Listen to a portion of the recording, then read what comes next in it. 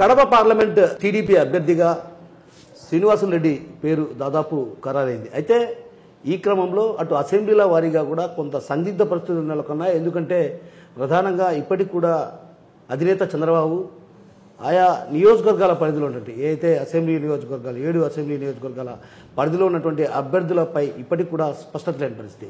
మరో వికెట్ ఆశిస్తున్నటువంటి ఆశావాహుల నుంచి కూడా కొందరు వ్యతిరేక స్వరం వినిపించే నేపథ్యంలో అటు ఎలాంటి ప్రయత్నాలు సాగిస్తున్నారు, అసలు స్పష్టత అధినేత ఇచ్చాడా ఆయనకన్నా అటువంటి విషయం ఆయన్ని అడిగి తెలుసుకునే ప్రయత్నం చేస్తాం. అంతేకాకుండా ఇతర రాజకీయ అంశాలు కావచ్చు, అదేవిధంగా హాట్ టాపిక్గా మారింది. ఇప్పుడు కడప నగరంలో కూడా ఒక రకంగా ఆయన సతీమణి మాధవిరెడ్డి మాటల దాటికి సహనం కోల్పోయి వ్యక్తిగత విమర్శలకు దిగుతున్నటువంటి నేపథ్యం. ఆ పరిస్థితి నేపథ్యంలో అసలు కడప జిల్లాలో ఏం జరుగుతుంది, రాజకీయ వాతావరణం ఎలా ఉంటుంది అన్నటువంటి విషయం ఆయన్ని అడిగి తెలుసుకునే ప్రయత్నం. అన్న, ముందుగా మీకు నమస్కారం. నమస్కారం అన్న, అసలు ఎందుకు అధినేత టికెట్ల వ్యవహారంలో ఇప్పటికీ స్పష్టత ఇవ్వలేకపోవడం ఒకటి.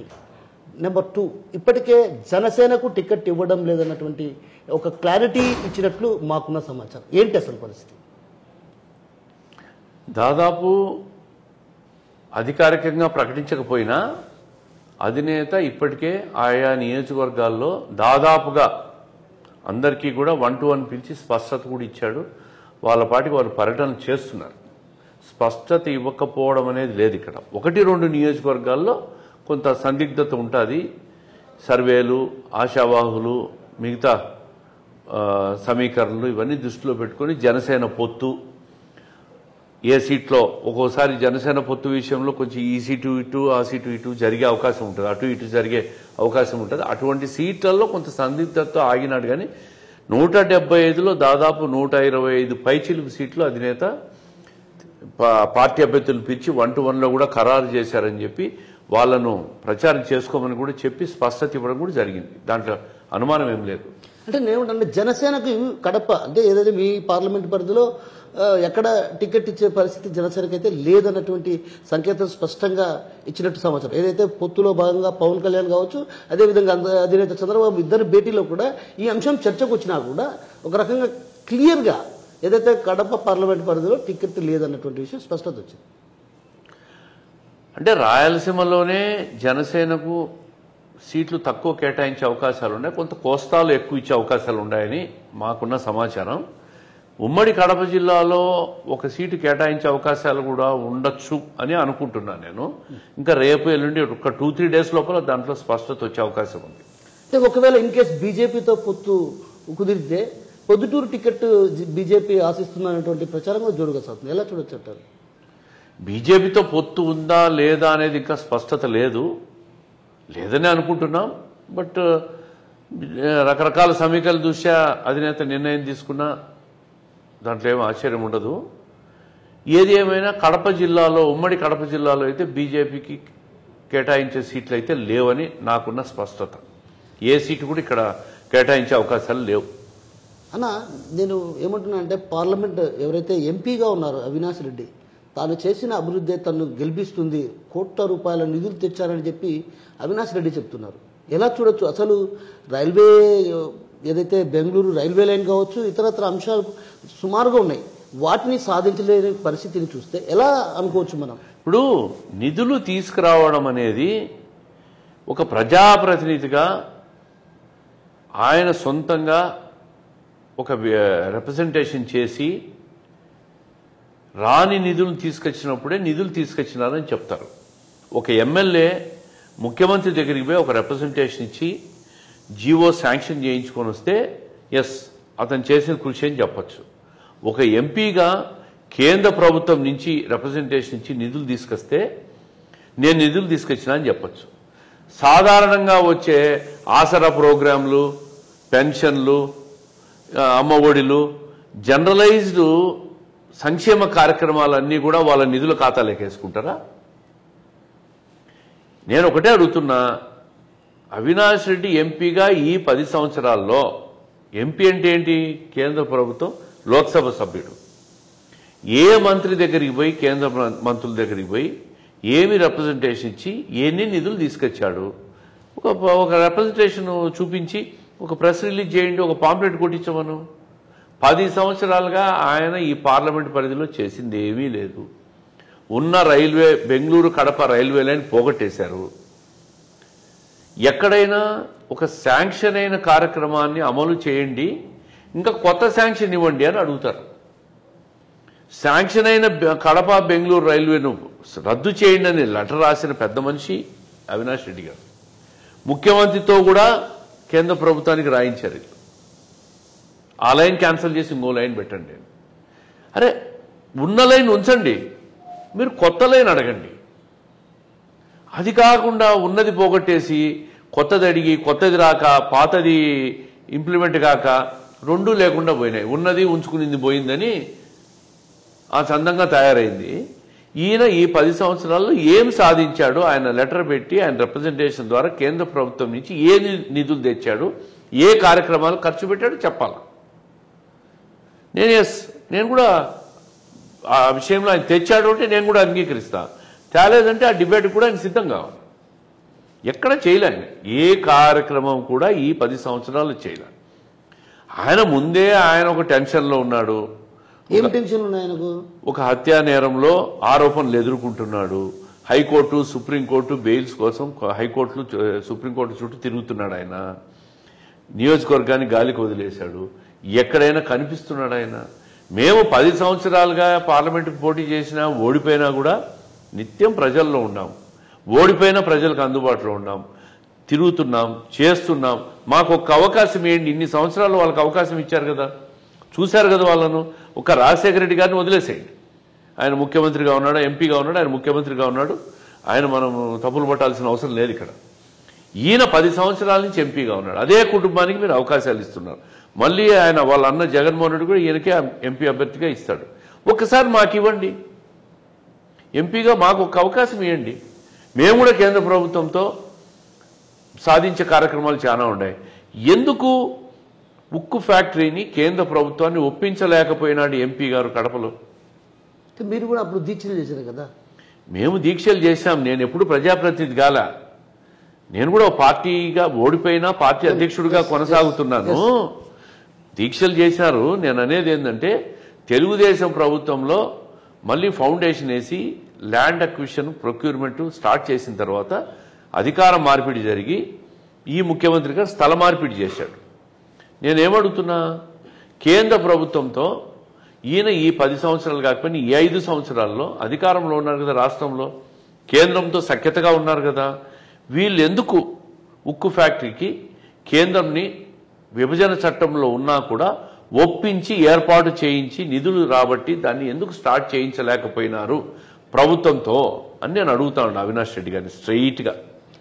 ఒక్క రోజైనా మీరు కేంద్ర ప్రభుత్వంతో ఉక్కు గనుల శాఖ మంత్రితో కానీ కేంద్ర ఆర్థిక మంత్రితో కానీ అయ్యా ఇన్ని కోట్ల నిధులు శాంక్షన్ చేయండి, విభజన చట్టంలో ఉక్కు ఫ్యాక్టరీ ఉంది, ఇది తీసుకురండి అని చెప్పి ఒక్క రోజైనా మీరు అడిగిన దాఖలాలు ఉన్నాయని అడుగుతా ఉన్నా. పూర్తిగా వైఫల్యమైన ఏ కార్యక్రమం చేశాడు పార్లమెంట్ సభ్యుడిగా? ఈ పార్లమెంట్ పరిధిలో కేంద్ర ప్రభుత్వం నుంచి, రాష్ట్ర ప్రభుత్వం నుంచి వదిలేయండి, 7 మంది ఎమ్మెల్యేలు ఉన్నారు, వాళ్ళు చేసుకుంటా ఉంటారు. రాష్ట్ర ప్రభుత్వం నుంచి ముఖ్యమంత్రి గారు ఉన్నారు కడప జిల్లా. 7 మంది ఎమ్మెల్యేలు కూడా వైఫల్యమని చెప్తున్నా కదా నేను. వాళ్ళ సొంత కార్యక్రమాలు, వాళ్ళ డబ్బు సంపాదన, అవినీతి సంపాదన మునిగి తేలినారు తప్ప రాష్ట్రం చేసే సంక్షేమ కార్యక్రమాలు పోయి ఆడ ప్రైజ్ డిస్ట్రిబ్యూషన్ లాగా డిస్ట్రిబ్యూషన్ చేసినారు తప్ప వీళ్ళు కూడా ఏమీ చేయలే. 7 మంది ఎమ్మెల్యేలు వైఫల్యమే, ఎంపీ కూడా పూర్తిగా వైఫల్యమే. ముఖ్యమంత్రి గారు కూడా 7 మంది ఎమ్మెల్యేల్లో ఉన్నారు. ఆయన కూడా పులివెందుల్లో పూర్తిగా వైఫల్యం చెందినాడని చెప్తున్నాను నేను. ఎమ్మెల్యే 100 కోట్ల నిధులు తెచ్చి అభివృద్ధి చేస్తాము పులివెందులు అంటారు. ఇప్పుడు 100 కోట్లు నిధులు తీసుకురావడం అంటే రింగ్ రోడ్లు, సర్కిళ్ళు, సుందరీకరణ కాదు. కడప నగరంలో సర్కిళ్ళు, పులివెందుల్లో రింగ్ రోడ్డు సుందరీకరణలు చేశారు. రాష్ట్రంలో ఆర్థిక పరిస్థితి ఏంటి? ఆగమ్య పాతాళానికి పోయింది. అప్పులు తీసుకొస్తున్నాడు. ఈ అప్పులు తీసుకొచ్చి ఈ సుందరీకరణ ఖర్చు పెట్టాలనా? నీటిపారుదల వ్యవస్థ ఏమైంది కడప జిల్లాలో? గండికోట నుంచి కానీ పైడిపాలెం నుంచి కానీ డిస్ట్రిబ్యూటరీ కెనాల్స్, ఫీల్డ్ ఛానల్స్ మీరు పూర్తి చేసి ప్రతి ఎకరాకు పులివెందుల్లో నీళ్ళు ఇచ్చారా? అదేవిధంగా సర్వారాయ సాగరు, వామికొండ సాగరు, అక్కడి నుంచి రావాల్సిన గండికోట ప్రాజెక్టులు పూర్తయినాయా? కడప వరకన్నా వచ్చిందా? రాలే. రైతులకు ఏం చేశారు? కేంద్ర ప్రభుత్వం నుంచి అర్బన్ డెవలప్మెంట్ కింద రావాల్సిన నిధులు ఏమైనా రాబట్టి మున్సిపాలిటీలను అభివృద్ధి చేశారా? కేవలం ఆ మున్సిపాలిటీలో ఆ కార్పొరేషన్ పరిధిలో వచ్చే ట్యాక్స్ కలెక్షన్స్తో సతమతమైతూ ఆ డబ్బు కూడా మీ ఆదేశాలతో సుందరీకరణ ఖర్చు పెట్టి డబ్బులు దుబారా చేశారు తప్ప నిజమైన మౌలిక వసతుల కల్పనకు ఒక డ్రైనేజ్ వ్యవస్థ కానీ, ఒక రోడ్డు నిర్మాణాలు కానీ, ఒక బస్తీల్లో ఉన్న ఆరోగ్య వ్యవస్థ పైన కానీ, మీరు శానిటేషన్ మీద కానీ ఖర్చు పెట్టి ఆరోగ్యం మెరుగుపడేదానికి మీరు ప్రయత్నాలు చేశారా? ఏమీ చేయలే. కేవలం సుందరీకరణ. అంటే మనిషి మంచి బట్టలు వేసుకొని సూటు కూటేసుకుంటే అందంగా ఉంటే సరిపోదు, మనసుతో పనిచేయడం నేర్చుకోవాలి వీళ్ళు. ఆ ప్రయత్నం ఈ ఎమ్మెల్యేలు 7 మంది చేయలే, ఎంపీ అసలు చేయలే. ఓకే, ఒక చిన్న విషయం డైరెక్ట్ వస్తాను. జగన్మోహన్ రెడ్డి గారు ఏదైతే పాదయాత్ర సందర్భంగా స్పష్టమైనటువంటి మాట చెప్పారు, 25 మంది ఎంపీలను నాకు ఇస్తే కేంద్ర ప్రభుత్వం మెడలు వంచుతానన్న మాట చెప్పాడు. సో ఇప్పుడు కేంద్ర ప్రభుత్వం మెడలు వంచినాడా, వంచలేదా? ఈయన ఢిల్లీకి పోయినప్పుడల్లా వాళ్ళు ముఖ్యమంత్రి గారి మెడలు వంచి పంపిస్తా ఉన్నారు. ఎందుకు? ఈయనకు కేసులు భయము. గట్టిగా మాట్లాడితే కేసులు ఉన్నాయి. ఈడీ కేసులు ఉంటారా? ఈడీ కేసులు ఉన్నాయి, సిబిఐ కేసులు ఉన్నాయి, 13 కేసులు, అవినీతి కేసులన్నీ ఉన్నాయి. కేంద్ర ప్రభుత్వంతో ఘర్షణకు పోలేడు, కేంద్ర ప్రభుత్వంతో పోరాటంకు పోలేడు, రాష్ట్రానికి నిధులు రాబట్టలేడు, రాష్ట్రానికి కావలసిన గ్రాంట్స్ డిమాండ్ చేయలేడు. ఇంతెందుకు 25 మంది ఎంపీలను గెలిపిస్తే నేను ప్రత్యేక హోదా తీసుకొస్తా, కేంద్రాన్ని మెడలు వంచుతా అన్నాడు. వాళ్ళ మెడలు వంచుతాడా, ఈయన మెడలు వాళ్ళు వంచుకుంటారా, ఇవన్నీ మనకు అప్రస్తుతం. కానీ 25 మంది ఎంపీలు గెలిపించినాక 25లో 22 ఎంపీలు గెలిపించారు కదా, రాజ్యసభ మెంబర్లు కూడా ఉన్నారు కదా. ప్రత్యేక హోదా ఎందుకు తీసుకురాలేకపోయినాడు? చంద్రబాబు నాయుడు గారు ప్రత్యేక హోదా తేలేకపోయినాడు, నేను తెస్తాను నాకు ఓట్లేయండి అన్నాడు కదా. మరి తెచ్చాడా? ఎందుకు ఎంపీలతో రాజీనామా చేయించలేదు? చేయించింటి కేంద్ర ప్రభుత్వం దిగి వచ్చేదేమో కదా, ఎందుకు చేయించలేకపోయినాడు? ఈయన అధికారం కోసం ఈ మాటలన్నీ, ప్రామిస్లన్నీ చెప్పాడు తప్ప ముఖ్యమంత్రి కుర్చీలో కూర్చుండేదానికి, కేంద్ర మెడలు వంచేదానికి కాదు. ఆ రోజు అవసర దృష్ట్యా ఇవన్నీ చెప్పేసినాడు, ప్రజలు రెచ్చగొట్టేసినాడు. అమలు కాని హామీలన్నీ ఇచ్చేసి ఆయన 5 ఏళ్ళు ముఖ్యమంత్రిగా లైఫ్ ఎంజాయ్ చేసినాడు. ఇంకా ప్రజలు ఏమైపోతే, రాష్ట్రం ఏమైపోతే ఆయనకు? ప్రజల కోసం పనిచేసే ముఖ్యమంత్రి కాదు ఈయన, ఆయన కోసం ఆయన పనిచేసే ముఖ్యమంత్రి. సో ఒకటి నేనేమంటున్నా అంటే, ఎంపీ అవినాష్ రెడ్డి ఎంపీగా పోటీ చేయకుండా అసెంబ్లీ నుంచి ఏదైతే వ్యతిరేకత భారీ స్థాయిలో ఉంది, ఆ నేపథ్యంలో ఒకవైపు షర్మిల కూడా ముప్పేట దాడి దిగుతున్న పరిస్థితి. ఒక రకంగా వైఎస్ కుటుంబంలోనే చీలికలు వచ్చాయి. ఎలా చూడొచ్చు అసలు? వైఎస్ కుటుంబంలో షర్మిల కాంగ్రెస్ పార్టీకి అధ్యక్షురాలుగా కొనసాగుతుంది, మరోవైపు జగన్మోహన్ రెడ్డి వైసీపీ, వీరి మధ్య మాటల యుద్ధం కొనసాగుతుంది. ఈ మాటల యుద్ధం నేపథ్యంలో మీకేమన్నా కలిసి వచ్చే అంశాలు ఏమైనా ఉన్నాయా? వాళ్ళ కుటుంబంలో చీలికలు, గ్యాప్లు, వారి మధ్య ఉన్న వ్యక్తిగత సమస్యలతో మాకు సంబంధం లేదు. వాళ్ళు ఏం చేసుకుంటారో, కొట్లాడుకుంటారో, కలుసుకుంటారో మాకు అనవసరం, అప్రస్తుతం. మాది తెలుగుదేశం పార్టీ, ఒక సిద్ధాంతపరమైన పార్టీ, ఒక విధానపరమైన నిర్ణయాలు తీసుకునే పార్టీ, రాష్ట్రం కోసం, ప్రజల కోసం పనిచేసే పార్టీ. 40 సంవత్సరాల రాజకీయంలో పార్టీ, 20 సంవత్సరాల అధికారంలో ఉండగా ఎన్నో సంక్షేమ కార్యక్రమాలు, అభివృద్ధి కార్యక్రమాలు ఎన్టీ రామారావు గారు అయితేమి, చంద్రబాబు నాయుడు గారు అయితేమి రాష్ట్రం కోసం చేశారు. మరీ ముందు కూడా చేస్తామని చెప్పి ఒక స్పష్టమైన మేనిఫెస్టో కూడా రిలీజ్ చేయబోతున్నాం. వాళ్ళిద్దరి మధ్య ఉన్న గ్యాపు మాకు అడ్వాంటేజ్ వస్తుందా, మేము దాన్ని అనుకూలంగా దాన్ని అడ్వాంటేజ్గా తీసుకుంటామనేది అప్రస్తుతం. ప్రజలు మా పక్షాన ఉండాలి. వాళ్ళను ఈ ప్రభుత్వాన్ని, జగన్మోహన్ రెడ్డి ప్రభుత్వాన్ని ఇంటికి పంపించడానికి సిద్ధమైనారు. షర్మిల గారు కూడా ఆమె రాజకీయ కాంక్షతో తిరుగుతూ ఒక పెద్ద పార్టీలోకి పోయింది, కాంగ్రెస్ పార్టీలోకి, జాతీయ పార్టీలోకి.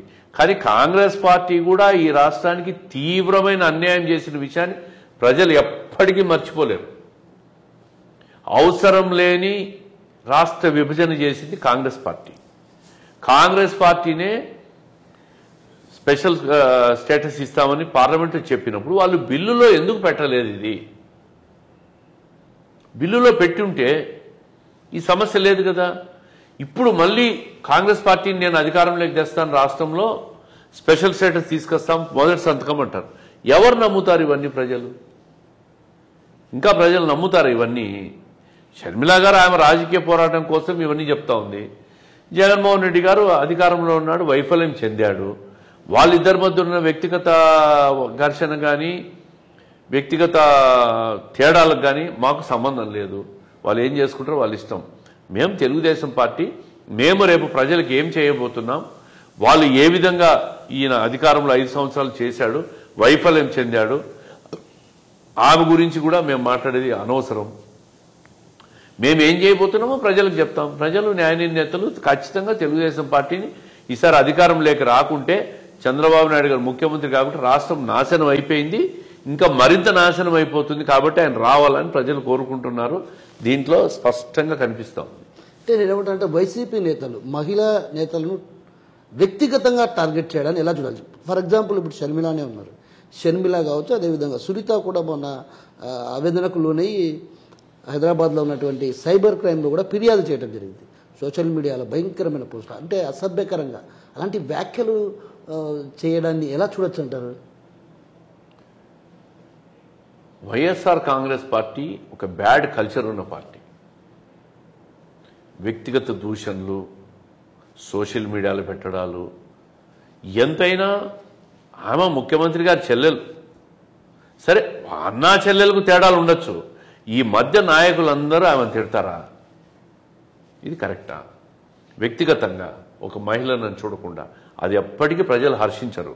వ్యక్తిగత దూషణలు, ముఖ్యంగా మహిళల మీద దూషణలు చేయడం, దాడులు చేయడం, ఇవన్నీ కూడా సభ్య సమాజం ఎప్పటికీ హర్షించదు. అది కరెక్ట్ కాదు. మేము కూడా షర్మిల గారి వ్యక్తిగతంగా ఆమెను ఏమన్నా దూషించినా కూడా తీవ్రంగా ఖండిస్తున్నాం. ఇది రాజకీయాల్లో మంచి పద్ధతి కాదు. ఇప్పుడు అవినాష్ రెడ్డికి ఒక మాయని మచ్చగా మారింది ఏదైతే వివేక హత్య కేసు. ఆ తరుణంలో ఏదైతే ఎంపీగా పోటీ చేయించకూడదన్నటువంటి భావన, అటు ప్రచారం కూడా ఉంది. ఎందుకంటే ఆయన జమ్మలమడుగు నుంచి ఎమ్మెల్యేగా పోటీ చేస్తారు, లేదంటే కమలాపురం నుంచి అయినా పోటీ చేసే అవకాశాలు ఉన్నాయన్నటువంటి ప్రచారం జరుగుతుంది.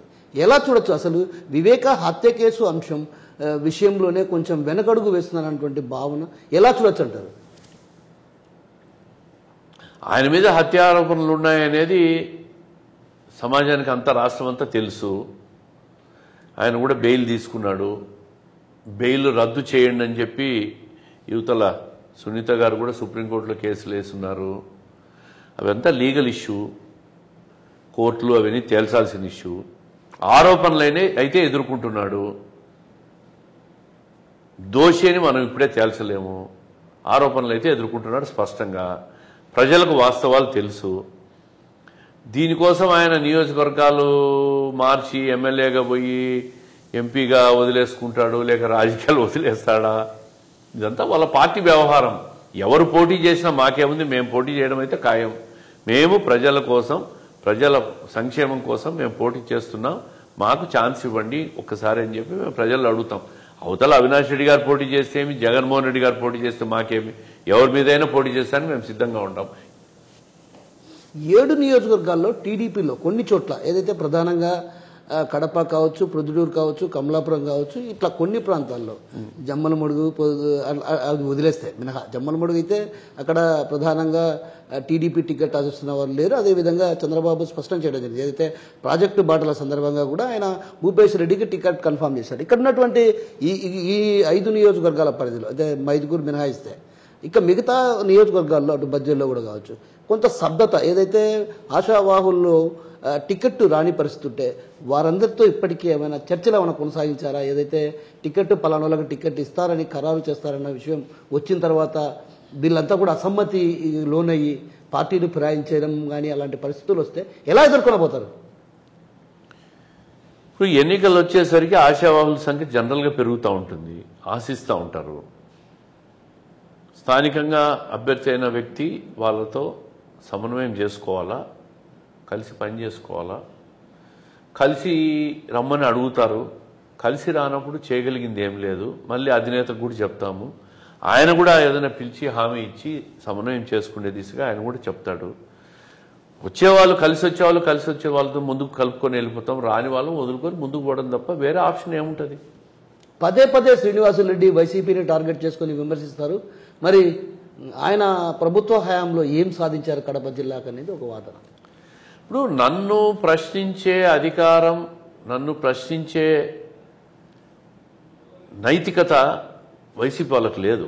ఎందుకు లేదు అంటే నేను ఎప్పుడు శాసనసభ్యుడిని కాలే, నేను పార్లమెంట్ సభ్యుడిని కాలే, నేను ఓడిపోయిన వాడికి ఏ ప్రజాప్రతినిధి కాకపోయిన వాడిని ప్రశ్నించే హక్కు వైఎస్ఆర్ కాంగ్రెస్ పార్టీ వాళ్ళకు నైతికత లేదు. నేను ఒక పార్టీ అధ్యక్షుడిని, నేను పార్టీని కాపాడుకునేదానికి, పార్టీ కార్యకర్తలను కాపాడుకునేదానికి, పార్టీ కార్యక్రమాలు ప్రజలకు తీసుకుపోయేదానికి మాత్రమే నేను ఉంటా. ప్రజాప్రతినిధి అయింటే ఈయన ఈ ప్రజాప్రతినిధి అయి గెలిచి ఈయనేమి చేయలేదని మాట్లాడండి. నేను అందుకే అడుగుతున్నా, అయ్యా ఈ 10 సంవత్సరాల్లో కడప జిల్లాలో వైఎస్ఆర్ కాంగ్రెస్ పార్టీ ప్రతినిధులే గెలిచారు. తెలుగుదేశం పార్టీ అధికారంలో ఉండొచ్చు, గెలిచింది వాళ్ళు. వాళ్ళు ప్రజలకు సమాధానం చెప్పాలి, కానీ నేనుగా సమాధానం చెప్పాల్సింది. నాకు ఒక అవకాశం ఇచ్చి గెలిచిన తర్వాత నన్ను ప్రశ్నించే హక్కు ప్రజలకు వస్తుంది, ప్రతిపక్షానికి కూడా వస్తుంది. ఈరోజు ప్రతిపక్షం నన్ను అడిగే నైతిక హక్కు లేదు వాళ్ళకు. అది వాళ్ళు గుర్తుపెట్టుకోవాలా. పదే పదే నువ్వు ఉన్నావు కదా, నువ్వు 5 ఏళ్ళు ఉన్నావు కదా, నువ్వేం బీకినావు అని మాట్లాడుతూ ఉన్నారు. అరే నన్ను అడిగే నైతిక హక్కు లేదు మీకు అని చెప్తున్నా. నేను ప్రజాప్రతినిధి కాదు, నేను గెలవలే, నేను ఓడిపోయినా. ఇప్పుడు మీ 7 నియోజకవర్గం ఏదైతే కడప ఎంపీకి సంబంధించి 7 నియోజకవర్గాల పరిధిలో ఎమ్మెల్యేలు సాధించిన ప్రగతి ఏంటి ఈ 5 సంవత్సరాల్లో? 5 సంవత్సరాలు వాళ్ళు చాలా ప్రగతి సాధించారు. ఏంటి ఆ ప్రగతి? ఇసుక మాఫియా, మట్టి మాఫియా, భూ మాఫియా, వాళ్ళ సొంత ఆస్తులు పెంచుకోవడం, సంపాదించుకోవడం బాగా చేశారు. ఆ రంగాల్లో చాలా ప్రగతి సాధించారు వాళ్ళు. అయితే కేసీ కెనాలు ప్రధానంగా ఆయకట్టు రైతులకు ఎంతో ఉపయోగపడేది. కేసీ కెనాల్కు గతంలో కూడా టీడీపీ హయాంలో కూడా నీళ్లు అందించినటువంటి ఘనత ఉంది. కానీ వైసీపీ అధికారంలోకి వచ్చాక అసలు కేసీ కెనాల్కు నీళ్లు రాకపోవడాన్ని ఎలా చూడొచ్చు అంటారు? నీటిపారుదల రంగం మీద రాష్ట్ర ప్రభుత్వానికి ఒక అవగాహనే లేదు. అవగాహన ఉంటే Rayalaseema lift irrigation project start చేయరు. గండికోట నుంచి పులివెందల, పైడిపాలెం, చిత్రావతికి అడిషనల్ లిఫ్ట్లు ఈ ముఖ్యమంత్రి గారు 4,600 కోట్లతో శాంక్షన్ చేసి దాన్ని డీశాంక్షన్ చేశారు, అంటే రద్దు చేశాడు. వాళ్ళకి ఏమాత్రం నీటిపారుదల వ్యవస్థ మీద ఒక అవగాహన ఉంటే నీళ్లు ఎన్ని వస్తాయి, ఎక్కడొస్తాయి, ఎక్కడి నుంచి ఎన్ని తీసుకోవచ్చు, గణాంకాలు, దాని సిస్టమ్స్ అర్థం చేసుకొని ఉంటే ఇంత ఇబ్బంది వచ్చేది కాదు. ముఖ్యమంత్రి గారికి అవగాహన లేదు. శాసనసభ్యులు కానీ, ఈ పార్లమెంట్ సభ్యులు కానీ, రాయలసీమ వాళ్ళంతా కూడా ముఖ్యమంత్రిని కలిసేదానికి వీళ్ళకి అపాయింట్మెంట్లు లేవు. ఇంకా ఈ సమస్య ఎట్లా సాల్వ్ అవుతుంది? కృష్ణా జలాలు శ్రీశైలంకి వచ్చే నీళ్ల నుంచి రాయలసీమకు వచ్చే వాటా, తెలుగంగ కానీ, గండికోట, గాలేరు నగర్ కానీ, హంద్రీనివా కానీ, కేసీ కెనాల్ కూడా 4 ఇరిగేషన్ కెనాల్స్ కూడా ఒక ప్రపోర్షనేట్ వాటాలు ఉన్నాయి. ఆ వాటాల ప్రకారము కేసీ కెనాల్కు వాటా ఇవ్వాలా, తుంగభద్ర నుంచి వచ్చే నీళ్లు కూడా తీసుకొని వాటా ఇవ్వాలా. ముఖ్యమంత్రి గారు ఎప్పుడన్నా నీటిపారుదల వ్యవస్థ మీద రివ్యూ చేస్తుంటే, దాన్ని అర్థం చేసుకొని ఉంటే కేసీ కెనాల్కి ఈరోజు ఈ సమస్య వచ్చేది కాదు. కడప జిల్లాలో కేసీ కెనాల్ ఆయకట్టు కింద 92,000 ఎకరాల ఆయకట్టు ఉంది. 92,000, 50,000 ఎకరాలకు కూడా ఈ 4 సంవత్సరాల్లో నీళ్లు ఇవ్వలేకపోయినారు. అంటే అవగాహన లేదు. నీళ్లున్నాయి, ఈ సంవత్సరం కరువు వచ్చింది, శ్రీశైలం 0 అయిపోయింది, నీళ్లు లేవు. గత 4 సంవత్సరాలు నీళ్లున్నాయి. నీళ్లుండి కూడా దాన్ని సరిగ్గా డ్రా చేయలేకపోయినారు. అసలు ఎవరు ఎక్కడికి నీళ్లు తీసిపోతున్నారు లేదు. ఒక రివ్యూ మీటింగ్స్ లేవు. దాని మీద ఒక నీటిపారుదల పంపిణీ వ్యవస్థ మీద పక్క రాష్ట్రంతో చాలా సయోధ్యగా ఉన్నాడు కదా ముఖ్యమంత్రి గారు గతంలో, కేసీఆర్ గారు. అప్పుడు కూడా మీరు ఎన్ని తీసుకోవాలా నేను ఎన్ని తీసుకోవాలా అని కూర్చొని మాట్లాడుకుంటే అంత సఖ్యత ఉండి కూడా కూర్చొని మాట్లాడుకోలేకపోయినారు వీళ్ళు. మాట్లాడుకుంటే వాళ్ళకి అది ప్రియారిటీ కాదు, వాళ్ళ సొంత అవసరాలు అవన్నీ అజెండా ప్రియారిటీస్ ఉన్నాయి. నీటిపారుదల వ్యవస్థ ప్రియారిటీ కాదు కాబట్టి గాలికి వదిలేసినారు, రైతులు మునిగిపోయినారు. ఇంకోటి మీరేమన్నారంటే ఎమ్మెల్యేలకు అపాయింట్మెంట్ లేదంటాడు. మరి ఆయన ఎమ్మెల్యేల గ్రాఫే పడిపోయిందని చెప్పి ఇక్కడి నుంచి అక్కడికి అక్కడి నుంచి ఇక్కడికి మారుస్తున్నాడు కదా. రాజకీయాల్లో జగన్మోహన్ రెడ్డి గారు ఒక కొత్త ఒరవడికి శ్రీకారం చుట్టారు. ప్రభుత్వ ఉద్యోగస్తులను ఈ జిల్లా నుంచి మరో జిల్లాకు, ఒక స్థాయిని బట్టి మండలాన్ని నుంచి ఇంకో మండలానికి, రెవెన్యూ డివిజన్ నుంచి ఇంకో రెవెన్యూ డివిజన్కు, జిల్లా నుంచి మరో జిల్లాకు, ఐఏఎస్ ఆఫీసర్లను ఈ రాష్ట్రం నుంచి వేరే రాష్ట్రాలకు పంపించినట్టు ఎమ్మెల్యేలు కూడా ట్రాన్స్ఫర్లు, ప్రమోషన్లు, డిమోషన్లు, శాశ్వత పదవి విరమణ, తాత్కాలిక పోస్టింగ్ లేకుండా ఉద్యోగస్తులు కొద్ది రోజులు పక్కన పెడతారనమాట. ఒక 6 నెలలు హోల్డ్లో ఈ పోలీసు వాళ్ళు వీఆర్లో పెడతా ఉంటారు.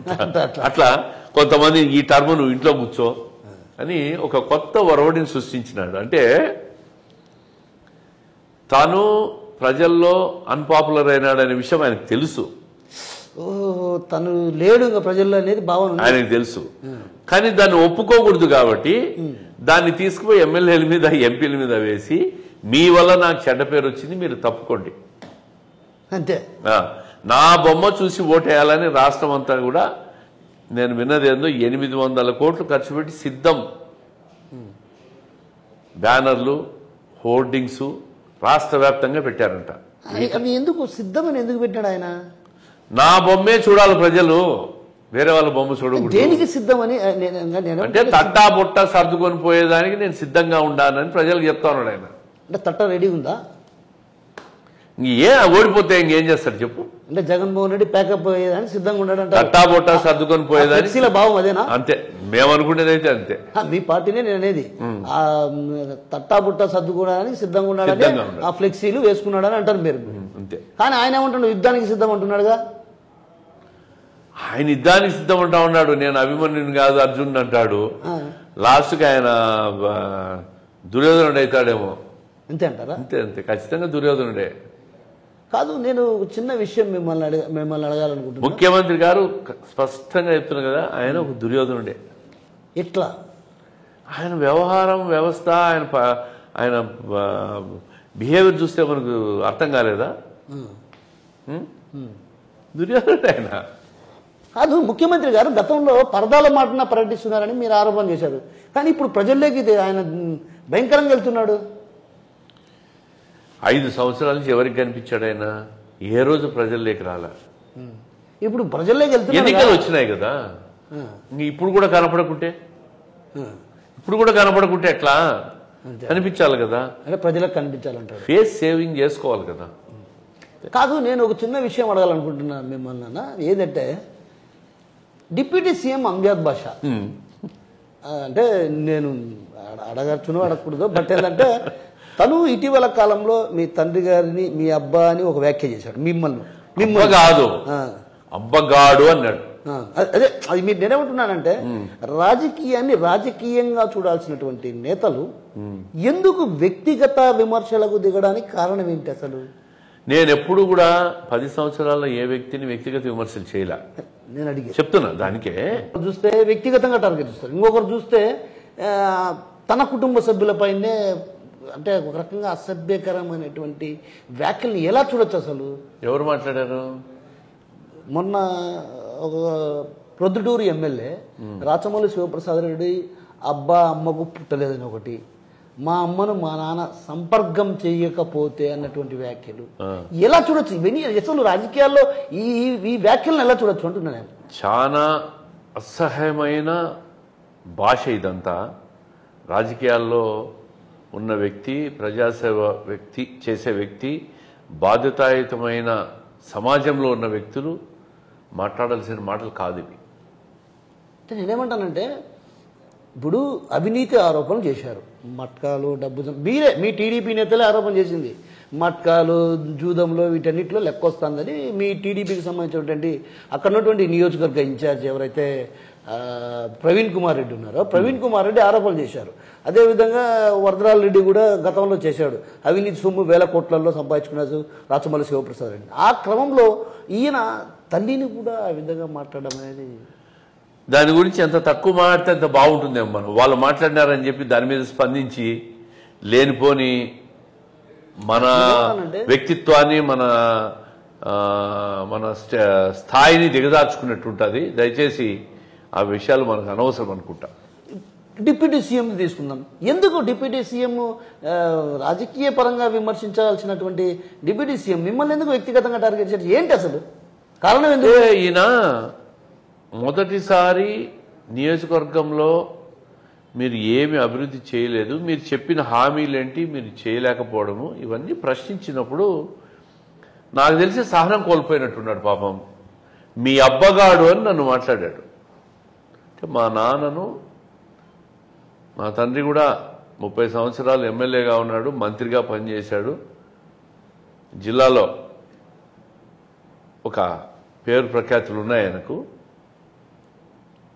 బహుశా ఈ జిల్లాలో రాజశేఖర రెడ్డి గారి తర్వాత వీరారెడ్డి గారు, మా ఫాదరు, ఇక్కడ పెట్టి మా ఫాదరు, వీళ్ళకు ఒక పేరు ప్రఖ్యాతులు ఉన్నాయి. తీసుకో వీళ్ళను ఈ వ్యక్తి ₹1,00,00,000 నిధులు తెచ్చి అభివృద్ధి చేసినా అని చెప్పినాడు. మేమేమడిగినాం దాని మీద, ఆమె కూడా ఏమడిగింది, మా మిస్సెస్ కూడా, ఎక్కడ తెచ్చారు, ఎక్కడ ఖర్చు పెట్టారు, ఆ నిధులు ఎక్కడున్నాయి, బహుశా మీ సంపాదన ఏమని మర్చిపోయామన్నా మాట్లాడినావా అని చెప్పి మాట్లాడింది. దాని మీద ఆయన సహనం కోల్పోయి మీ అబ్బగాడు అని మాట్లాడాడు.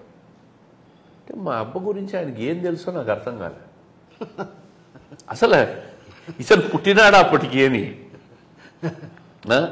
ఇతని స్థాయి ఏంది, ఇతను మాట్లాడేది ఏంది, అసలు ఈ డిప్యూటీ సీఎం అని చెప్పాలి. అసలు ఎందుకు వీళ్ళకు ఇంత స్థాయిలు ఇచ్చినాడో ఈ జగన్మోహన్ రెడ్డి నాకు అర్థం కాలే. వీళ్ళ గురించి నేను తక్కువ మాట్లాడితే కూడా మంచిదేమో, ఎందుకంటే ఆ అమ్జద్ బాషా గురించి నేను మాట్లాడడం కూడా నా స్థాయి దిగజారిపోతుంది. ఒకసారి మా అబ్బగాడు అనే వ్యక్తితో మాట్లాడడం కూడా నాకు అసహ్యంగా ఉంది, ఎందుకంటే కల్చర్ లేదు వీళ్ళకు. వీళ్ళు ఆడబడితే ఆడ అవినీతి చేసి ఎరకు తిని ఆ స్థాయికి వచ్చినారు. అంటే నేనేమంటానంటే మీ భార్యను కూడా ఒక మాట అన్నాడు, అదే మీ సతీమణి గారిని ఏమన్నారంటే ఏదో గంగిరెద్ది అనేది పోల్చినట్టుంది ఇటీవల కాలంలో. ఇవన్నీ ఎలా చూడొచ్చు అసలు? అంటే గంగిరెద్దుల గురించి ఆయనకు తెలిస్తే కదా. గంగిరెద్దు అంటే ఏంటి? సంక్రాంతికి దసరాకు గంగిరెద్దును తీసుకొని ఇంటింటికి పోతారు హరిదాసులు. కరెక్టేనా నేను చెప్పేది? వాస్తవం. పోయి ఆ గంగిరెద్దులకు పూజలు చేస్తారు. అది ఒక సాంప్రదాయం. ఆ సాంప్రదాయం కూడా ఆయనకు తెలియదు కాబట్టి గంగిరెద్దులని మాట్లాడి లేనిపోని బురదంతా మిందేసుకున్నాడు. నేనేమంటానంటే ఒక మహిళను ఆ విధంగా అనడం అనేది అది ఎలా చూడాలి అసలు? ఇప్పుడు వాళ్ళకి కల్చర్ లేదని చెప్తున్నా కదా, వాళ్ళ కల్చర్ గురించి తెలిస్తే కదా. ఏది అంటే మనిషిలో ఏ మనిషి అయినా కూడా ఓటమి భయము ఒకసారి పట్టుకుంటే, పదవి పోతాందని ఒక అభిప్రాయం మనసులోకి వెళ్ళిపోతే, ఆ హోదాలన్నీ కోల్పోతున్నాం అనుకుంటే, భయం లోపలికి వెళ్ళిపోయినప్పుడు సహనం కోల్పోతాడు. సహనం కోల్పోయి ఆ భయములో ఏది పడితే అది మాటలు వచ్చేస్తాయి అన్నమాట. అది ఏ వ్యక్తికైనా. అవన్నీ ఒక మానసికంగా గట్టిగా ఉండాలంటే అధికారం చూసినవాడు, అధికారం కోల్పోయినప్పుడు అనుభవించినవాడు, అన్నీ చూసినవాడైతే మానసికంగా దృఢంగా ఉంటాడు. అంటే ఇతనికి ఏంటంటే సడన్ గా ఏదో ఒక డిప్యూటీ సీఎం అని ఒక పదవి వచ్చేసింది, ముందు పక్క ఒక పోలీసు, వెనక ఒక పోలీసు, వాళ్ళు పోతా ఉంటే నేను ఏదో ఇది అనుకున్నాడు. అది పోతాది. ఇప్పుడు అది పోతానేసరికి రేపు రోడ్డు మీద నడుచుకుంటా పోతే నమస్తే సార్ అనేవాడు ఉండడు. దాంతో ఫ్రస్ట్రేషన్లోకి వచ్చేసినాడు, నా పరిస్థితి ఏంటి అని. అందుకు ఈ భాష అంతా మాట్లాడుతున్నాడు. సరే మాట్లాడుకోనిలే, ఆయన ఎన్ని మాట్లాడుకునే మనకేం కాదు, చాలా మంచిది. ఇంకా స్థానం కోల్పోయి మాట్లాడుకోమను. అంటే మీకు ఇప్పటికే 10 మంది కార్పొరేటర్లు మీతో టచ్లో ఉన్నారని ఒక సమాచారం. ఆ క్రమంలోనే ఇటీవల జరిగినటువంటి ఏదైతే కార్యక్రమంలో కూడా సిద్ధం, కడపలో సిద్ధం జరిగింది తెలుసా మీకు? ఒక సిద్ధం అనే పెద్ద సభ జరిగింది. ఆ సభలో కూడా కొంతమంది కార్పొరేటర్లు పోలే. వీళ్ళంతా మీకు టచ్లో ఉన్నారని ఒక ప్రచారం. మాతో నువ్వు పేర్లు అడగద్దు కానీ చాలా మంది కార్పొరేటర్లు మాతో టచ్లో ఉన్నారు. వాళ్ళు ఎలక్షన్ కోడ్ వచ్చినాక మేమంతా కూడా జాయిన్ అవుతామని చెప్తున్నారు. వాళ్ళల్లో ప్రజల్లో మంచి పలుకుబడి ఉన్న వాళ్ళను, ప్రజల్లో మంచి ఇమేజ్ ఉన్న వాళ్ళను తప్పకుండా మేము తీసుకుంటాం. వాళ్ళు వస్తారంటే తీసుకుంటాం. అంటే మేయర్ పదవిని కూడా కైవసం చేసుకోబోతారు రానున్న రోజుల్లో. ఎన్నికల తర్వాత జరిగే పరిణామాల గురించి ఇప్పుడు చర్చ ఎందుకులే. కాదు, ఆ లెక్కన వేసుకుంటే కింద మీరు మొత్తం కార్పొరేటర్లు భారీ స్థాయిలో మీ పార్టీలో చేరితే ఆటోమేటిక్గా మేయర్ పదవి కూడా మీరు కైవసం చేసుకున్నట్టే కదా. చూద్దాము తర్వాత. ముందు మా టార్గెట్ ఎమ్మెల్యే గెలవాలా, తెలుగుదేశం పార్టీ అధికారంలోకి రావాలా, జనసేన ఉమ్మడి సంకీర్ణ ప్రభుత్వం ఏర్పడాలా, మాకు ముఖ్యమంత్రి రావాలా, ఆ తర్వాత అవన్నీ. ఇప్పుడు దొంగ ఓట్లు కావచ్చు, అదేవిధంగా నిన్న మీరు కీలక వ్యాఖ్యలు చేయడం జరిగింది. ఏదైతే దొంగ ఓట్ల విషయంలో దాదాపు కడప నగరంలోనే 20,000 పైచిలకు దొంగ ఓట్లు ఉన్నాయని, ఒక మృతి చెందిన వారి ఓట్లను కూడా తొలగించాలి. అసలు ఎందుకు మీరు బిఎల్ఓ దృష్టికి తీసుకెళ్లలేదా? ఎందుకు తొలగించలేకపోయారు? బిఎల్ఓలు కాదు, జిల్లా కలెక్టర్కు చెప్పాము, కడప ఎన్నికల అధికారి ఆర్డీఓ గారికి చెప్పాము. జనవరి 5 వరకు ఫైనల్ చేసిన డ్రాఫ్ట్ జనవరి 22 పబ్లికేషన్ చేశారు. అప్పటికి మాకేం చెప్పారంటే చనిపోయిన వాళ్ళు దొంగ ఓట్లు డబుల్ ఎంట్రీస్ మొత్తం తీసేశామని చెప్పారు. కానీ జనవరి 22 కొత్త పబ్లికేషన్ వచ్చిన తర్వాత చాలా చోట్ల ఒకటే పోలింగ్ బూత్లో నలుగురికి, ఒకటే వ్యక్తికి 4 ఓట్లు ఉన్నాయి.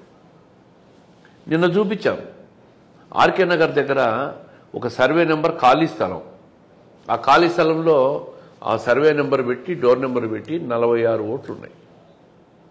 అది నిన్న ఆర్డీఓ దృష్టికి తీసుకున్నారు మా పార్టీ వాళ్ళు, ఎంక్వైరీ చేసి తీస్తా అంటున్నాడు. మరి ఎందుకు అధికారులు ఇవన్నీ తీయడం లేదు ఏంటి మాకు కూడా అర్థం కావడంలే. నాకు తెలిసినంత వరకు ఈ వైకాపా వాళ్ళు గతంలో కూడా ఈ దొంగ ఓట్లన్నీ ఎక్కించి యథేచ్ఛగా వేసుకోబోతున్నారు. అందుకే ఆ ఓట్లన్నీ తొలగించకుండా అధికారుల మీద ఒత్తిడి తీసుకొచ్చి అట్లే పెట్టారనుకుంటున్నాం. మేము ఎలక్షన్ కమిషన్ దృష్టికి కూడా తీసుకుపోతాం. ఇవాళ ఆర్డీఓ గారిని కూడా కలుస్తున్నాం. మేము అంటే ఓటర్లను కూడా ట్రాన్స్ఫర్ చేసే పరిస్థితి వచ్చింది. ఇప్పుడు మీరు అన్నారు, ఒక మాట అన్నారు, ఏదైతే జగన్మోహన్ రెడ్డి గారు ఉద్యోగస్తులను ట్రాన్స్ఫర్ చేసినట్టు ఎమ్మెల్యేలను కూడా ట్రాన్స్ఫర్ చేస్తారు. మరి ఓటర్లను కూడా ట్రాన్స్ఫర్ చేస్తున్నారుగా, అవి కూడా చేస్తూ ఉన్నారు. అదే ఎట్లా? ఇప్పుడు ఆ నియోజకవర్గం ట్రాన్స్ఫర్ ఆఫ్ ఓటు ఉంటుంది, వాళ్ళకు వ్యక్తికి ఓటు హక్కు ఉంది, ఎక్కడ ఏ ఊరికి ఎక్కడికి మార్చుకుంటే మనం మార్చుకోవచ్చు, కానీ వీళ్ళే మార్చేసినారనేది ఒక ఆరోపణ ఉంది కదా. నిన్న అదే చెప్పింది, 14వ డివిజన్ ఉండేది 8వ డివిజన్లో ఓట్లు వేసేసారు. అంటే ఎక్కడైతే తెలుగుదేశం పార్టీ బలంగా ఓటు బ్యాంక్ ఉందో ఆ ఓటు బ్యాంకును ఒక బూత్లో 100 ఓట్లు తీసేది, ఎక్కడో ఒక బూత్లో వేసేది. అంటే వీళ్ళు అక్కడికి పోరు, ఓటేయను. ఈ విధంగా కూడా ప్లాన్ చేశారా? వీళ్ళు అక్కడికి పోకుండా వీళ్ళు ఓటేయలేరు, అంత దూరం పోరు. ఎవడు పోతాడు, అంత దూరం పోలేరు. దాంతో తెలుగుదేశం ఓటు బ్యాంకు బలంగా ఉన్న ఏరియాస్లో ఓట్లన్నీ తీసి ఇంకో పోలింగ్ స్టేషన్స్లో వేయడం, ఇట్లాంటివన్నీ చేశారు వీళ్ళు. దీన్ని సాధ్యమైనంత మేము కంప్లైంట్ ఇచ్చి అరికడతానే ఉన్నాం. ఈరోజు కూడా ఆర్డీఓని కలుస్తున్నాం. కలిసి అంటే ఆయన అసెంబ్లీ ఎన్నికల నియోజకవర్గ ఎన్నికల అధికారి, ఈరోజు గట్టిగానే పోయి మాట్లాడదాం అనుకున్నాం. తర్వాత సెంట్రల్ ఎలక్షన్ కమిషన్ స్టేట్ కూడా కంప్లైంట్ చేస్తాం. చివరిగా ఒక మాట అడుగుతాను మిమ్మల్ని. ఈ 2 రోజుల క్రితం ఒకటి మీ స్టిక్కర్స్ వార్ జరుగుతుంది మీ మధ్య, వైసీపీ మధ్య. అసలు డిప్యూటీ సీఎంఏ ఆ స్టిక్కర్ పెరికేశారనేది ఒక మీ టీడీపీ. అదే సహనం కోల్పోయినప్పుడు మనిషి ఏం చేస్తాడు? ఒక హోదా ఉన్న వ్యక్తి స్టిక్కర్లు. ఒక ఇంటికి పోయి మా సానుభూతి పరుడు పార్టీ యాక్టివ్ కార్యకర్త అతని ఇంటికి స్టిక్కర్ తేలించుకున్నాడు. అతనింటికి అతని అభిమానంతో స్టిక్కర్ తేలించుకుంటే ఒక ముస్లిం అబ్బాయి ఎంతో అభిమానంగా మా స్టిక్కర్ తేలించుకుంటే నువ్వెందుకు తేలించుకున్నావు, పీకేయండి రా అని చెప్పి పక్కన వాళ్ళకి చెప్పి పీకే ఇచ్చినాడు. ఒక గౌరవప్రదమైనటువంటి ఉన్నతమైన అంటే ఇవన్నీ చిల్లర రాజకీయాలు చేసుకుంటున్నాడు. కడప నియోజకవర్గ ప్రజల్లో మనసులోకి వెళ్ళిపోయింది ఆ స్టిక్కర్. ఈయన గోడ మీద స్టిక్కర్ పీకేస్తే ఏమీ కాదు. అంటే నేను మైనారిటీని, నాకు మైనారిటీ వర్గం నాకు అండగా ఉంది, నేనే గెలుస్తా అంటున్నాడు కదా. మీరు చూసింటారు గత 2 నెలల నుంచి మైనారిటీ మహిళలు తండోపతండాలుగా ఈరోజు తెలుగుదేశం పార్టీ మహిళా అభ్యర్థి అయిన మాధవి గారిని పిలిచి వాళ్ళ ఇంటికి తీసుకుపోయి, మాకు రేపు అధికారం వచ్చిన తర్వాత మాకు మీరు సాయం చేయండి, సంక్షేమ కార్యక్రమాలు ఇవ్వండి, మా ఇంటింటికి తిరగండి, మీరు సాయం చేయండి, మాకు మీ మీద నమ్మకం ఉంది అని మైనారిటీ మహిళలు బ్రహ్మరథం పడుతున్నారు ఆమెకి. ఇంకా మైనారిటీలో ఆయనకి ఎవరు ఓట్లు వేస్తారు? మీరు ఓటు వేయకపోతే మీ ఓటుకు మీకు నవరత్నాలు అమలుగా ఆ బెదిరింపులకు అన్ని భయపడే వాళ్ళు పోయినారు. ఈరోజు ఎవడు భయపడ్డంలే.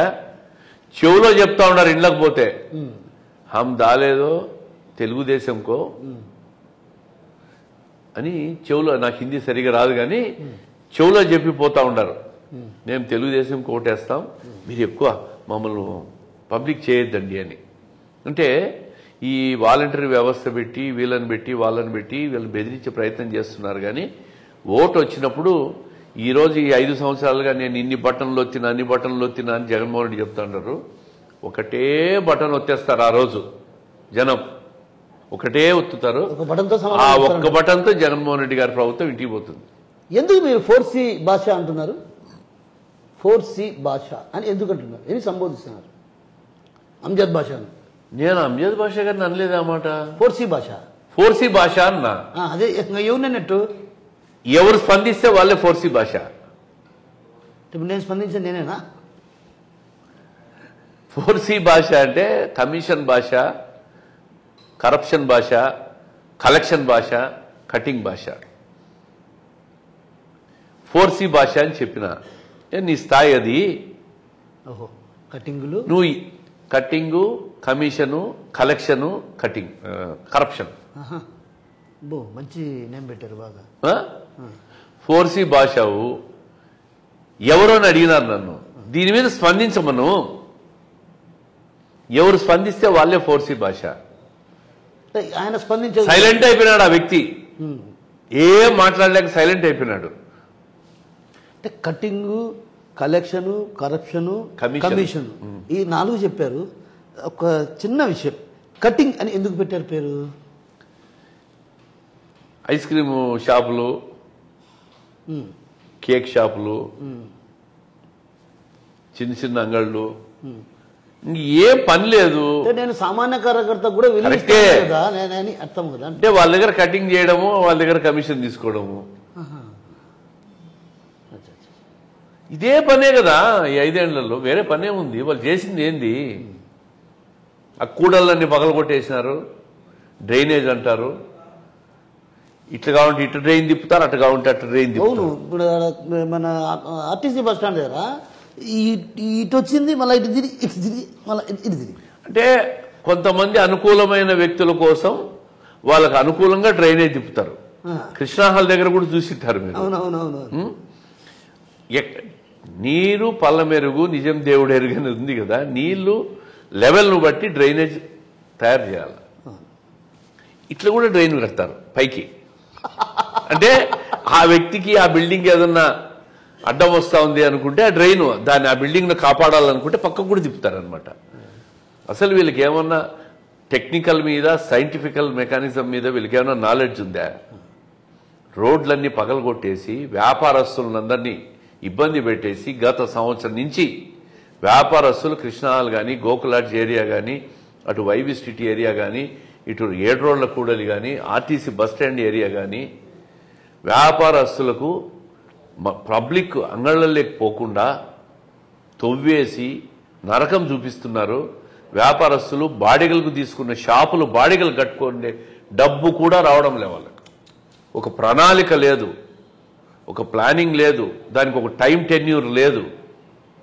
ఇన్ని రోజుల లోపల ఈ పని కంప్లీట్ చేయాలి. 5 సంవత్సరాల కిందటి నుంచి ఎందుకు స్టార్ట్ చేయాలి? ఒక్కొక్కటి ఎన్నికలు వస్తున్నాయని హడావిడిగా తవ్వేసి మేము ఇవన్నీ చేసేస్తామని చెప్తారా? అంటే చూడడానికి బాగా ఎఫెక్టివ్ కనిపిస్తుంది కాబట్టి అభివృద్ధి కనిపిస్తుంది కదా అంటారు. అభివృద్ధి చేయండి, ఎవరు వద్దన్లా. చూడడానికి అభివృద్ధి కనిపిస్తుందని వాళ్ళ భావన.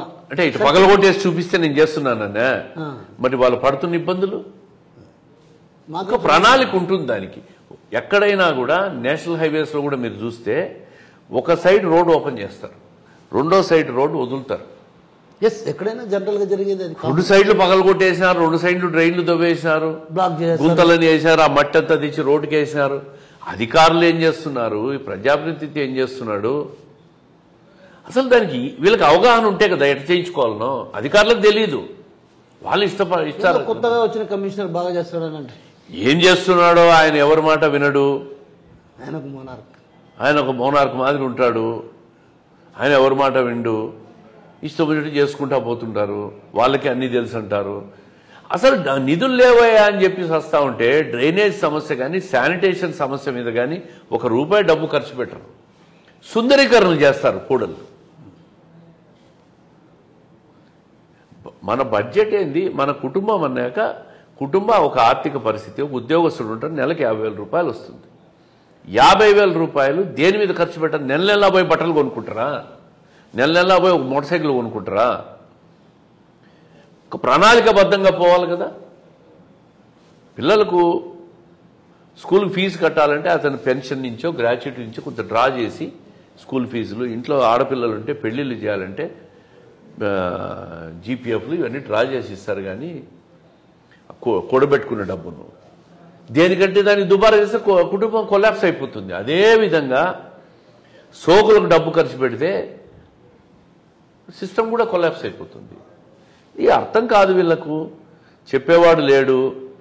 ముఖ్యమంత్రి గారు ఎమ్మెల్యేలు కలవరు, ఎమ్మెల్యేలు ముఖ్యమంత్రి గారు ఇంట్లోకి పోలేరు, అధికారులకు ఎవరికి టైం ఇవ్వరు. ఈ అధికారులు ఇష్టారాజ్యం అయిపోతుంది. ముఖ్యమంత్రి గారు అనేది ఏంటంటే వాళ్ళకి గ్రాఫే లేదు, నేనేది కలిసేదాన్ని. అదే ఆయన గ్రాఫ్ కోల్పోయింది కాబట్టి ఆ నెపం తీసి మిగతాల మీద వేస్తున్నాడు. అధికారులకు ఇష్టారాజ్యం అయిపోయింది, అన్ని మాకే తెలుసు అంటారు వీళ్ళు అధికారులు. ప్రజాప్రతినిధి అనేవాడు ఎన్నికల్లో గెలిచిన తర్వాత ప్రభుత్వాన్ని నడిపించాల్సింది ప్రజాప్రతినిధి. ఒక నీతి నిజాయితీ అయిన ప్రజాప్రతినిధి సిస్టమ్ లేకపోయినప్పుడు అధికారులను ప్రభుత్వ ఆకాంక్షల అనుగుణంగా, ప్రియారిటీస్కి అనుగుణంగా పని చేయించాలి అధికారులతో. ఏమన్నారు నీతి నిజాయితీ ఉందా? నీతి నిజాయితీ లేకే కదా ఇదంతా. నీతి నిజాయితీ నన్ను ఎన్నుకుంటే నేను చెప్తున్నా, నీతి నిజాయితీతో అధికారుల ఉరుకలను పరగలు ఎత్తించి ప్రణాళికాబద్ధంగా నగరాన్ని అభివృద్ధి చేస్తాం. పార్లమెంట్లో కూడా ఖచ్చితంగా ఈ పార్లమెంటు మీద కావాల్సిన కార్యక్రమాల మీద గలమిప్పుతాం, సాధిస్తాం. అంటే నీతి నిజాయితీ అంటే ఏంది అసలు నాకు అర్థం కాదు. ఇక్కడ ఉన్నటువంటి ఈ ప్రాంత ప్రజాప్రతినిధులు అది కనిపిస్తుందా? ఆ వర్డింగే వాళ్ళకి తెలియదు పాపం, డిక్షనరీలో లేదు. నీతి నిజాయితీతో పని చేయాలండి ప్రజాప్రతినిధి అన్నాక. ప్రజలు నీ మీద విశ్వాసంతో ఎన్నుకున్న తర్వాత ఒక నీతిగా వ్యవహరించి ప్రజలకు మంచి చేసేదానికి నీ టైంను ఉపయోగించాలి. కానీ నువ్వు బాగుపడేదానికి, నువ్వు సంపాదన కోసం రాజకీయాల్లోకి వచ్చి ప్రజల మీద పడి పిక్కు తినేదానికి కాదు. సో చివరిగా కన్క్లూషన్ చేద్దాం, క్లోజ్ చేద్దాం. మీ గెలుపు అవకాశాలు ఎలా ఉండబోతున్నాయి? గెలిచేది మేమే. ఎంపీగా మీరు, ఎమ్మెల్యేగా మీ సతీమణి. అనుమానమే అక్కర్లేదు. గెలుస్తాం. కడప నగరాన్ని, ఈ కార్పొరేషన్ను రాష్ట్రంలోనే నెంబర్ 1 కార్పొరేషన్గా అన్ని రంగాల్లో కూడా తీర్చిదిద్దేదానికి కంకణబద్దులై ఉండం. ఇది ఒక మోడల్ కార్పొరేషన్గా కడపను తయారు చేయాలనేదే మా ఆలోచన, మా ఆశయం, మా ప్యాషన్. ఆ దిశగా మాకు అవకాశం ప్రజలు ఇస్తే మాత్రం తప్పకుండా నెంబర్ 1 కార్పొరేషన్గా దీన్ని తయారు చేసేదాన్ని మేము కంకణబద్దులై ఉండం. అయితే నేనేమన్నా అంటే అభివృద్ధి పైన చర్చకు మీరు సిద్ధమా? ఆర్టీవీ అటువైపు నుంచి డిప్యూటీ సీఎం, ఇటువైపు నుంచి మీ సతీమణి, ఇద్దరిని కూర్చోబెడతాం. ఆర్టీవీ అందుకు బాధ్యత వహిస్తుంది. అభివృద్ధి పైన చర్చకు సిద్ధమా? ఇటువైపు నుంచి డిప్యూటీ సీఎం గానీ, మేయర్ సురేష్ బాబు గానీ, ఇటువైపు నుంచి మీ సతీమణి. తరచుగా వ్యక్తిగత విమర్శలు చేస్తున్నటువంటి నేపథ్యంలో ఆర్టీవీ ఆ బాధ్యత తీసుకుంటుంది. ఏదైతే అభివృద్ధి పైన చర్చకు మీరు మాట్లాడండి, ఓపెన్ డిబేట్ పెట్టండి. మీ ఆర్టీవీనే ఎక్కడన్నా మంచి కూడల్లో పోలీస్ పర్మిషన్ తీసుకోండి, తీసుకొని ఇటువైపు ఆయన ఉంటాడు, అటువైపు ఆమె ఉంటుంది. తప్పకుండా మేము సిద్ధంగా ఉన్నాం ఎప్పటికీ. ఈ 1000 కోట్ల 1000 కాకుండా 2020 తెచ్చినారంటున్నాడు. అవన్నీ తీసుకోమనండి, ఇప్పుడే ఏమన్నా జీవోలు తెచ్చి పెట్టుకోమనండి. మీ దగ్గర కూడా డేటాతో వస్తారు ఖచ్చితంగా. Yes yes yes yes. Okay, thank you. Right, నమస్కారం. సో మొత్తం మీద ఏదైతే సందిగ్ధ పరిస్థితులు ఉన్నప్పటికీ కూడా రానున్న రోజుల్లో అన్నీ కూడా సర్దుబాటు అయితే ఏదైతే వైసీపీ ఎమ్మెల్యేలు 7 నియోజకవర్గాల పరిధిలో కూడా దాచుకో అన్నటువంటి రీతిలో విధానాన్ని ఎంచుకొని ఆ దిశగా కూడా వీళ్ళు దోచుకున్నారు. ఆ క్రమంలో కూడా భారీ స్థాయిలో వ్యతిరేకత ఉంది. ఏదైతే జగన్మోహన్ రెడ్డి పైనే అటు పెద్ద ఎత్తున వ్యతిరేకత ఉంది. ఆ వ్యతిరేకతను ఎమ్మెల్యేలపై నెపాన్ని నెట్టి తను ఇదిగా చిత్రీకరించుకోవడం కోసం ప్రయత్నాలు చేస్తున్నారు. ఈ క్రమంలోనే ఖచ్చితంగా ఆయన్ను ఒకే ఒక బటన్తో ప్రజలు ఇంటికి పంపించడం ఖచ్చితంగా జరుగుతుంది. రానున్న రోజుల్లో కడప ఎంపీతో పాటు అటు కడప అసెంబ్లీ స్థానాన్ని కూడా కైవసం చేసుకోబోతున్నాం. ఇది ఖచ్చితంగా రాసి పెట్టుకోవాలన్నటువంటి విషయాన్ని మనతో పాటు ఉన్నటువంటి కడప పార్లమెంట్ అభ్యర్థి శ్రీనివాసరెడ్డి గారు చెప్తున్నారు. కెమెరా పర్సన్ నాగేశ్వరరావుతో కిషోర్, RTV, కడప నుంచి.